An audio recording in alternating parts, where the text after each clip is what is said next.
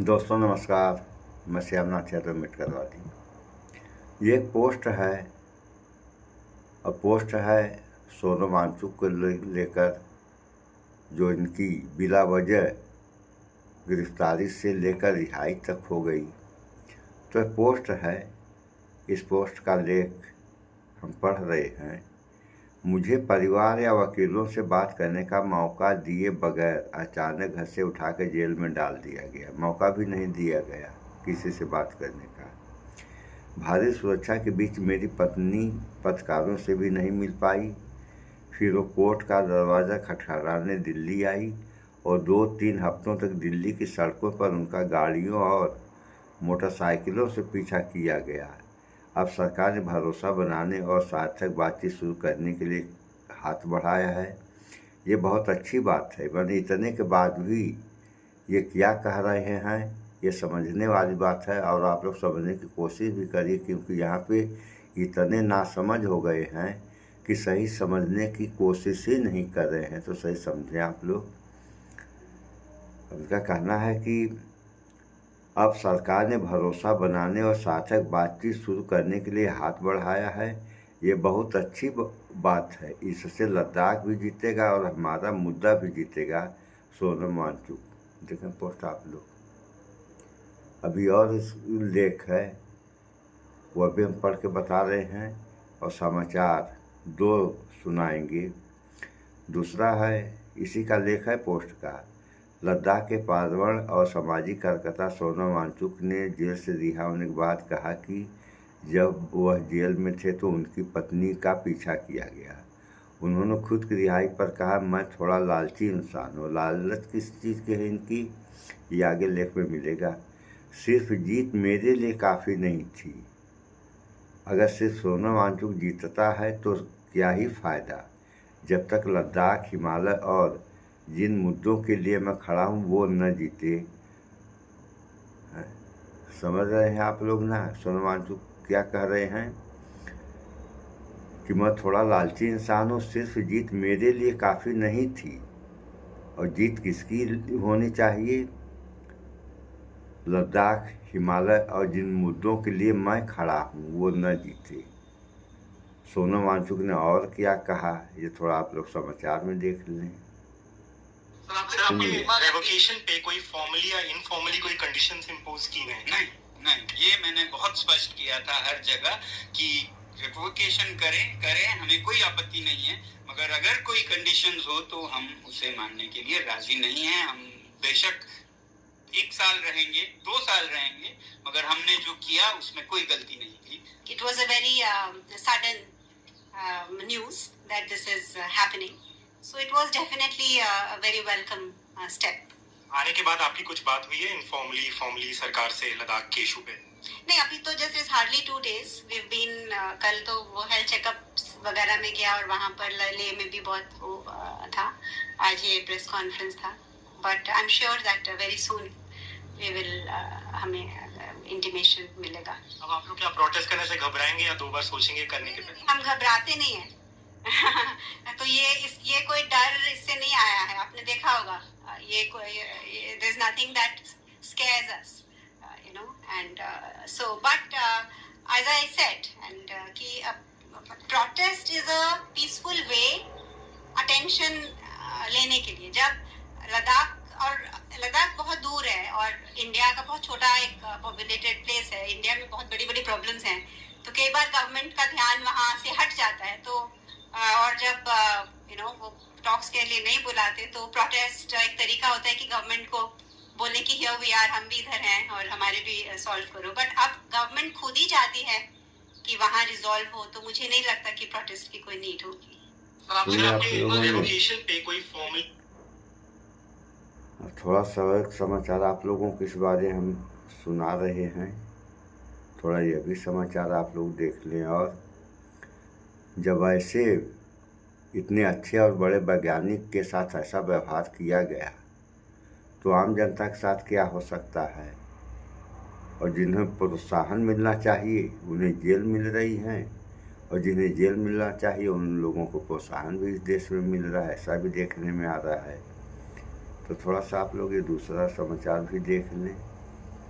तो क्या होना चाहिए, क्या हो रहा है, और अगर सही हो रहा है तब तो बात सही, अगर गलत हो रहा है तो उसके क्या परिणाम आएंगे ये तो कोई भी जान सकता है। स्मार्ट बनो, वही टाइम मास्टर ऐप पर जो लगाओ, भी यहाँ काम गेम हो खेलने और सही वीडियो हो, देखने के भी पैसे मिलते हैं, सुनिए। मनोरंजन भी और कमाई। आज बात करेंगे सोनम वांगचुक सोनम केस की। वांगचुक ये एक हाँ ऐसी क्या कहानी है ना कीजिए, इस जिसमें समाचार में सुन एक्टिविज्म लें है, आप लोग। डिटेंशन है और एक बहुत ही सेंसिटिव इलाके की जियोपॉलिटिक्स भी है। चलिए इसे समझते हैं। पूरे 170 दिन, सोचिए इतने लंबे वक्त तक इंडिया के सबसे जाने माने इनोवेटर्स में से एक को हिरासत में रखा गया था। तो सवाल ये उठता है कि उन्हें अचानक से रिहा क्यों कर दिया गया? आखिर ऐसा क्या हुआ? आज के इस पूरे विश्लेषण में हम सोनम वांगचुक की हिरासत और फिर उनकी इस अचानक रिहाई के पीछे की पूरी कहानी को स्टेप बाय स्टेप समझने की कोशिश करेंगे। तो चलिए सबसे ताजा डेवलपमेंट से ही शुरू करते हैं। हुआ ये कि सरकार ने वांगचुक के खिलाफ जो नेशनल सिक्योरिटी एक्ट यानी एनएसए लगाया था उसे वापस ले लिया, एकदम अचानक। अब ये जो फैसला है ना, ये कोई छोटा मोटा फैसला नहीं है। इसका सिविल लिबर्टीज पर, डिटेंशन के कानूनों पर और लद्दाख में जो पूरा पॉलिटिकल मूवमेंट चल रहा है उस पे बहुत गहरा असर पड़ेगा। मतलब इसके असर को समझने के लिए हमें इंडिविजुअल राइट से लेकर लद्दाख की स्ट्रेटेजिक इंपॉर्टेंस तक सब कुछ देखना होगा।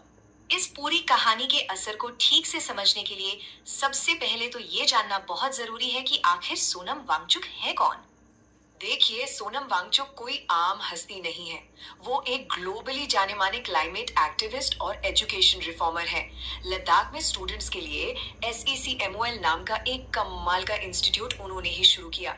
और वो जो आइस तूफा वाली टेक्नोलॉजी है ना, जिससे ग्लेशियर बनाए जाते हैं, वो भी उन्हीं का आइडिया है। उन्हें रेमन मैग्सेसे से अवार्ड भी मिल चुका है। और हाँ, सबसे दिलचस्प बात, फिल्म 3 इडियट्स में जो फुनसुक वांगडू का किरदार था वो असल में इन्हीं से इंस्पायर था। तो अब आते हैं उन विरोध प्रदर्शनों पर जिनकी वजह से उन्हें हिरासत में लिया गया। देखिए, इन सब की जड़ में लद्दाख के लोगों की 4 बड़ी मांगे हैं। तो चलिए इन मांगों को एक एक करके देखते हैं। ये ही इस पूरे आंदोलन का बेस है। पहली मांग है लद्दाख को फुल स्टेटहुड यानी पूर्ण राज्य का दर्जा मिले। दूसरी, इसे संविधान की 6ठी अनुसूची यानी 6th शेड्यूल में शामिल किया जाए। तीसरी मांग है कि लद्दाख का अपना एक पब्लिक सर्विस कमीशन हो। और चौथी, पार्लियामेंट में 1 की जगह 2 सीटें मिले। लेह एपेक्स बॉडी और कारगिल डेमोक्रेटिक अलायंस जैसे बड़े ग्रुप्स इन्हीं मांगों के लिए लड़ रहे हैं। अब ये जो 6th शेड्यूल की बात हो रही है, ये समझना बहुत जरूरी है। आखिर ये है क्या? देखिए, ये हमारे संविधान का एक ऐसा प्रोविजन है जो ट्राइबल एरियाज को ऑटोनॉमी यानी स्वायत्तता देता है। किस लिए? ताकि वो अपनी जमीन, अपनी संस्कृति और अपने रहन सहन को बाहरी असर से बचा सकें। अब ये असम, मेघालय, त्रिपुरा और मिजोरम के कुछ हिस्सों में लागू है। और ये जो आंकड़ा स्क्रीन पर है, ये साफ कर देता है कि लद्दाख के लिए 6 शेड्यूल्स इतना क्रूशियल क्यों है। आप देखिए, 97% आबादी ट्राइबल है। तो वहां के लीडर्स को ये डर है कि अगर ये प्रोटेक्शन नहीं मिली तो उनकी जमीन और उनकी जो यूनिक कल्चरल आइडेंटिटी है वो धीरे धीरे खत्म हो जाएगी। क्यों? क्योंकि कोई भी बाहरी आकर वहां जमीन खरीद सकेगा।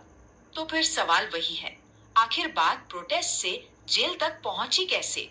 ये डिमांड्स इतनी कैसे बढ़ गईं कि एक जाने माने एक्टिविस्ट को NSA जैसे सख्त कानून के तहत जेल में डालना पड़ा? ये टाइमलाइन देखिए, इससे पूरा मामला साफ हो जाएगा। चीजें बहुत तेजी से बदली। 2024 की शुरुआत में सोनम वांगचुक ने एक क्लाइमेट फास्ट शुरू किया। मकसद था लद्दाख के लिए संवैधानिक सुरक्षा की मांग करना। फिर दिल्ली चलो मार्च की प्लानिंग हुई, लेकिन सितंबर आते आते लेह में जो बड़े प्रोटेस्ट हुए वो हिंसक हो गए। और बस इसी के बाद वांगचुक पर हिंसा भड़काने का आरोप लगा और उन्हें NSA के तहत अरेस्ट कर लिया गया। अब ये NSA यानी नेशनल सिक्योरिटी एक्ट है क्या? ये काफी विवादास्पद कानून है। इसके तहत सरकार किसी भी व्यक्ति को अगर वो देश की सुरक्षा या पब्लिक ऑर्डर के लिए खतरा लगता है तो बिना किसी चार्ज या तुरंत ट्रायल के 12 महीने तक प्रिवेंटिव डिटेंशन में रख सकती है। और इसीलिए क्रिटिक्स कहते हैं कि इसका गलत इस्तेमाल भी हो सकता है आवाज को दबाने के लिए। मामला सुप्रीम कोर्ट भी पहुंचा और वहां 2 बिल्कुल अलग अलग नैरेटिव सामने आए। एक तरफ पिटिशनर्स का कहना था कि शांति से अपनी मांग रखना यानी लेजिटिमेट एक्टिविज्म नेशनल सिक्योरिटी के लिए खतरा कैसे हो सकता है। वहीं दूसरी तरफ सरकार का तर्क था कि इन प्रोटेस्ट की वजह से काफी हिंसा हुई जिससे पब्लिक ऑर्डर खतरे में पड़ गया था। लेकिन हुआ ये कि सुप्रीम कोर्ट अपना फाइनल फैसला सुनाता उससे ठीक पहले ही सरकार ने अपना फैसला बदल दिया। यू टर्न ले लिया। तो सुन लिया सवाल आप ये लोगों है ने, कि अचानक जब ऐसा कोई क्यों? केस ही नहीं बन रहा था तो सरकार यू टर्न नहीं लेगी तो करेगी क्या? यही हुआ। और तमाम केसों में ऐसे हो रहे हैं कि जब सरकार का पक्ष ही मजबूत नहीं रहता है तो जो मुकदमे सरकार वापस ले लेती है। इसी तरह से ये शायद हरियाणा के महमूदाबाद थे, जिन्होंने कोई लेख लिख दिया था, उसमें गलत भी लेख नहीं था, इनको भी जेल में डाला गया। जब केस नहीं बना तो इनको भी जो है सरकार कही कि हम केस नहीं चलाएंगे इनके ऊपर, और या तो बरी हो गए होंगे तो बरी होंगे। तो ये सब हो रहा है, तो सब हो क्यों रहा है और ये सब होने का फल क्या मिलेगा इस देश, प्रदेश और देश की जनता को? होना तो ये चाहिए कि जो सही लोग हैं, सही कर रहे हैं, उन्हें सम्मानित किया जाए। अभी आप लोगों ने समाचार में सुन ही लिया कि ये कितने अच्छे वैज्ञानिक हैं और कौन कौन से पुरस्कार इनको मिले हैं, और दुनिया में इनको सम्मान भी मिला, सम्मानित भी किए गए हैं। लेकिन यहाँ कितना सम्मान और कैसा सम्मान मिल रहा है कि ऐसे लोगों के ऊपर यह नशे लगा दिया जा रहा है, और जब कोई केस नहीं बन रहा है तो मुकदमा वापस लिया जा रहा है, फिर जेल से रिहा कर दिया जा रहा है। तो ये सब जो हो रहा है, अगर सही है तब तो सही है, अगर गलत है तो इसका विरोध सारे लोगों को करना चाहिए। अगर जब सही का विरोध करेंगे, यानी सही गलत हो रहा है और उसका विरोध जब जनता करेगी, तब न समझ में आएगा लोगों के कि जो हुआ ये ऐसा नहीं होना चाहिए था। क्योंकि आप लोगों ने सुन ही लिया कि जो भी वह दंगा क्या भड़का था, हाँ शायद दंगा भड़का था, तो दंगा भड़काने वाले और लपेटे में ले लिया गया इनको। तो अगर ऐसा ही हुआ या होता रहा तो इस देश, प्रदेश और जनता का क्या होगा? इन सब बातों पे कम से कम थोड़ा विचार आप लोग भी किया करें, भाईचारा बना कर रहें। सो इस वीडियो में इतना ही। स्वच्छता अपनाएं, शुद्ध खाएं, स्वस्थ रहें, शिक्षित बने। जय विज्ञान, जय संविधान। नमस्कार।